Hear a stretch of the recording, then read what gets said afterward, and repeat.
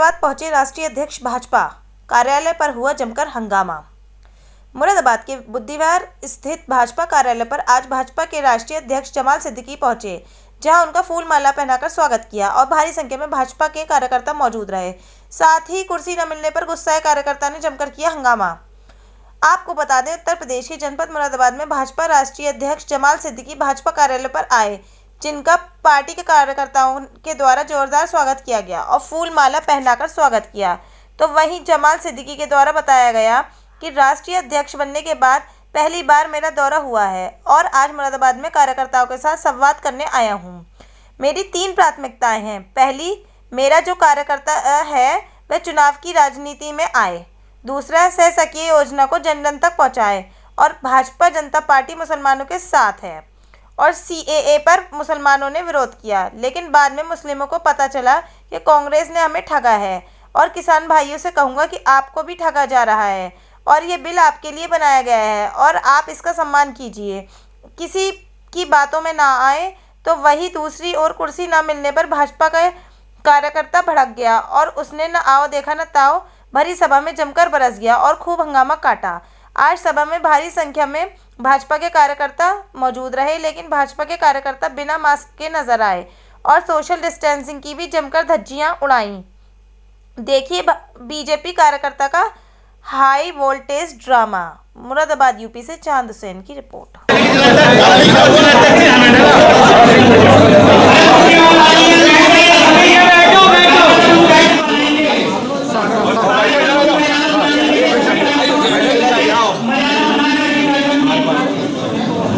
थोड़ा सा पीछे को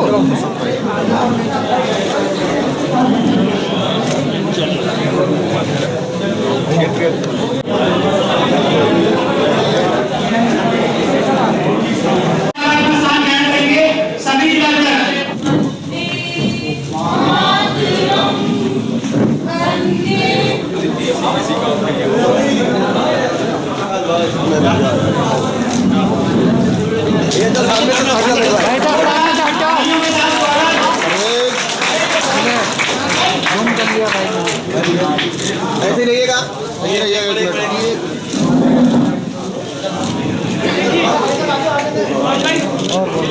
और डालो कितना माला पहनाओ यार। भैया क्या कर रहे हो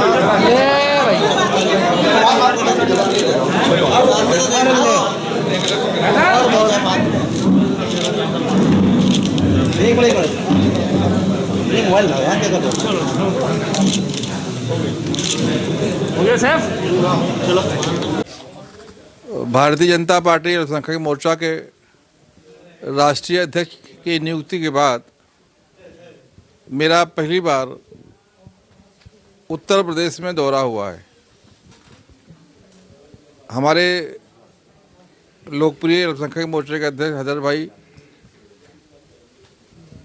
हमारे कर्मठ कार्यकर्ता संघर्षशील क्षेत्रीय अध्यक्ष रिजवान भाई, इनके साथ में मैं आज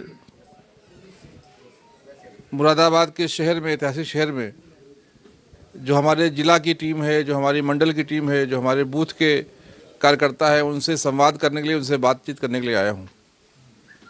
राष्ट्रीय अध्यक्ष बनने के बाद मेरी 3 प्राथमिकताएं हैं। पहली ये कि जो मेरा कार्यकर्ता है वो अब चुनाव की राजनीति में आए। मैंने देखा है कि भारतीय जनता पार्टी में लोग इल्ज़ाम लगाते हैं कि कार्यकर्ताओं को टिकट नहीं मिलता, लेकिन मेरा जो अनुभव रहा महाराष्ट्र का, मैं महाराष्ट्र में जब अध्यक्ष था तो मैंने देखा कि हमारे पास सक्षम कार्यकर्ता ही नहीं जिसको हम टिकट दें। ऐसे सक्षम कार्यकर्ता बनाने के लिए जिस प्रकार से मैंने महाराष्ट्र में काम किया और वहाँ पर लगभग 150 जो पार्षद की सीटें हैं अलग अलग शहरों में, वहाँ जीत कराए। हमने 500 से ऊपर लोगों को टिकट दिए। वो प्रयोग मैं पूरे देश में करना चाहता हूँ। कार्यकर्ताओं का प्रशिक्षण, उनका मार्गदर्शन, उनकी हौसला अफजाई, किस प्रकार से चुनाव जाना है, इस कार्यक्रम को मैं आगे बढ़ाऊंगा। मैं देश भर में कितने ऐसी सीटें हैं जहां अल्पसंख्यक बहुल हमारे भाई रहते हैं, जहां से हम तैयारी कर सकते हैं। जो सीटें हम नहीं लड़ पाते हैं भारतीय जनता पार्टी में, जो बूथ हमारे कमज़ोर हैं मैं विशेष रूप से उस पर काम करने की कोशिश करूँगा। दूसरा जो हमारा प्राथमिकता ये है कि जो शासकीय योजनाएं हैं जो लोगों तक नहीं पहुँच पा रही हैं, नीचे में हम कमज़ोर हैं, हमारे पास बूथ पे कार्यकर्ता नहीं है जहाँ शासकीय योजनाएं लागू की जाती हैं। उत्तर प्रदेश में तो बहुत खुशी की बात है कि यहाँ पर माननीय योगी जी की सरकार है, यहाँ कर्मठ कार्यकर्ता हैं, यहाँ मुझे उसकी चिंता नहीं है। लेकिन बाकी राज्यों में कार्यकर्ता की कमी की वजह से योजनाओं को हम नीचे तक नहीं पहुँचा पाते हैं। उन योजनाओं को हम नीचे तक पहुँचाकर जो माननीय मोदी जी का सपना है सबका विकास, उस विकास को साधने का काम करेंगे। और तीसरी हमारी कोशिश ये रहेगी कि जो इल्ज़ाम भारतीय जनता पार्टी पर लगाया जाता है कि भारतीय जनता पार्टी मुसलमानों की दुश्मन पार्टी है, क्योंकि कांग्रेस की नीति रही है जब किसी को कन्विंस ना कर पाओ तो उसको कन्फ्यूज़ कर दो। भारतीय जनता पार्टी के बारे में कोई बुराई तो ला नहीं पाते। माननीय मोदी जी की सरकार चल रही है, 5 साल पूरे किए, दूसरी बार चुनकर आई, ज़्यादा बहुमत से चुनकर आई। माननीय योगी जी की सरकार, मैं बताऊंगा ना, उसके बारे में बताऊंगा, मेरी भी सुन लीजिए आप। इतने दूर सुनाने तो आए हैं, सब्र तो कीजिए। जो योगी जी की सरकार चल रही है सक्षम रूप से किसी भी प्रकार से कोई इल्ज़ाम नहीं लगा पा रहे, एक पैसे का भ्रष्टाचार नहीं है, करप्शन नहीं है, कोई दाग नहीं है, तो वो कन्फ्यूज़ करने का काम करते हैं। कन्फ्यूज़ करने के लिए सबसे अच्छा तरीका है उसको धर्म से ट्विस्ट कर दो, उसको जो है मुस्लिम विरोधी बता दो, जिससे जो अल्पसंख्यक है, जिसको डरा कर धमका कर, जिसको वोट बैंक के रूप में इस्तेमाल किया उन्होंने, वो हमेशा उनके साथ रहे। इसलिए भारतीय जनता पार्टी को दुश्मन बताकर उससे डराने जो काम कर रहे, इससे भी हमें कार्यकर्ताओं को भारतीय जनता पार्टी क्या है परिचय कराने का काम है। मैं आपके माध्यम से कहना चाहूँगा कि भारतीय जनता पार्टी अगर दुश्मन होती तो भारतीय जनता पार्टी जब स्थापना हुई तो उसके संस्थापकों में कौन थे? अटल जी के साथ अगर अडवाणी जी थे, मुरली मनोहर जोशी जी थे, तो तीसरे जो सबसे बड़े नेता थे जो महामंत्री बने, संस्थापक महामंत्री, वो थे सिकंदर बख्श साहब, जो मुसलमानों के सबसे बड़े नेता थे। अगर भारतीय जनता पार्टी मुसलमानों के खिलाफ बनाई गई होती तो आप मुझे बताइए किसी मुसलमान को रखा जाता उसमें? अगर भारतीय जनता पार्टी मुसलमानों के खिलाफ होती तो क्या अल्पसंख्यक मोर्चा बनाकर हमें मजबूत किया जाता? क्या अगर भारतीय जनता पार्टी मुसलमानों के खिलाफ होती तो आज जमाल सिद्दीकी जैसे कार्यकर्ता को राष्ट्रीय अध्यक्ष बनाकर देश भर में मुस्लिम वर्ग के लोग, अल्पसंख्यक वर्ग के लोग, इनको जोड़ने के लिए प्रयास किया जाता? ये सिर्फ अफवाह है, झूठ है। ये मुसलमान अल्पसंख्यक तरक्की ना कर पाए, भारतीय जनता पार्टी से आकर वो उसका भी उत्थान ना हो जाए, हमारा वोट बैंक ख़त्म ना हो जाए, इसके लिए हमें जो गुमराह किया जा रहा है, इसके लिए भी मैं कार्यकर्ताओं को सचेत करने के लिए काम करूँगा।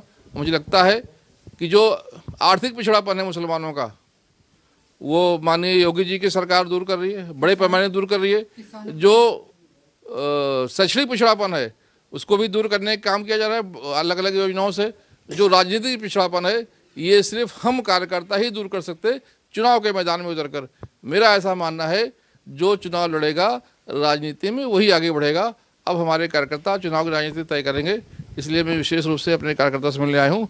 आप सब पत्रकार भाई हैं, आप बहुत अनुभव रखते हैं, आपके माध्यम से मैं भी सूचना लेता हूँ, उस सूचनाओं पे काम करना चाहूँगा। मैं आप चाहूँगा कि आप भी अपना सूचना दें। मेरा ऐसा मानना है कि जिस प्रकार से मुसलमानों को सीए के खिलाफ बताकर, भड़काकर सड़क पर उतारा गया था, उन्होंने बहुत संघर्ष किया और नतीजा क्या निकला? जब गौर किया मुसलमान भाइयों ने बैठकर तो उनको लगा कि ये तो हमारे साथ ठगी हुई है, कांग्रेस ने हमारा उपयोग कर लिया। मैं तो हमारे किसान भाइयों से ही निवेदन करूँगा, आपका भी उपयोग किया जा रहा है, कम से कम उसको लागू तो होने दीजिए। कोई भी सरकार परमानेंट नहीं होती। अगर लगता है कि मोदी सरकार ने हमारे साथ गलत काम किया है, आप मोदी सरकार को बदलने का हक रखते हैं, अधिकार रखते हैं, पावर रखते हैं। लेकिन विपक्ष के हाथ में जो इस प्रकार से किसान खेल रहे, वो किसान नहीं है। मेरा ऐसा मानना है वो उसमें अधिकांश जो लोग हैं जो उनका नेतृत्व कर रहे, वो कांग्रेस, राष्ट्रवादी कांग्रेस, समाजवादी, बहुजन समाजवादी, जो सत्ता की मलाई खा रहे थे, आज मलाई उनके हाथ से निकल गया, कुर्सी उनके हाथ से निकल गई।